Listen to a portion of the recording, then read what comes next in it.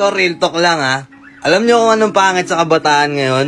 Pagalitan lang ng konti, feeling nyo child abuse na. 'Di ba? Alam nyo ba ako? Lumaki ako sa palo. Lumaki ako sa hanger. Lumaki ako sa tsinelas. Sa walis tambo, sa sinturon. Baka hindi nyo kayang bilangin kung ilang bandel ng hanger yung binali sa akin ng nanay ko. Pero hindi ko pinagsisihan na naging parte yun ng buhay ko. Alam nyo kung bakit? Kasi kami yung tipo ng mga kabataan na lumaking disiplinado. Kami rin yung tipo ng kabataan noon na mayroong respeto. Nakuha nyo? Yung ngayon wala eh. Konting kibet, sumbong sa tropa, ayoko na. Yung iba, pinapatolpo pa. Tapos yung iba, maglalayas. Putang, alam mo, kaya na nilang mabuhay mag-isa.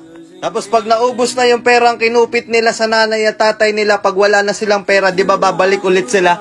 Nakuha nyo? Lumuhod na ba kayo sa munggo? Naranasan nyo na ba na merong nagliliyab na kandila sa ilalim ng siko nyo habang may hawak kayong libro?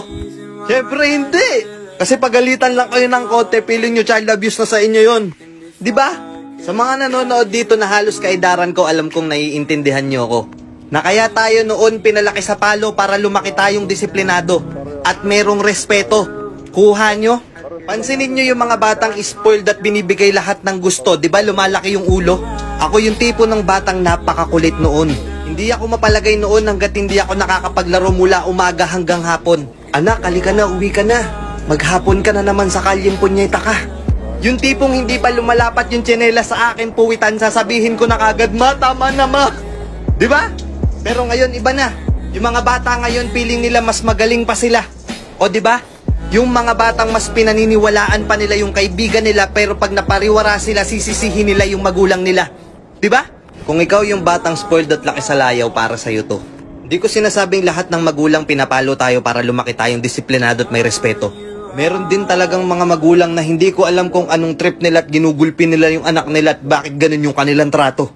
Pero isa lang yung pinapasalamat ko, na maliit pa lang ako, pinutol na kagad yung sungay ko. Kuha nyo? Na kahit naligo ako sa bugbog at palo, mahal na mahal ko pa rin yung magulang ko. Tama kayo, tama kayo. Ako na mali.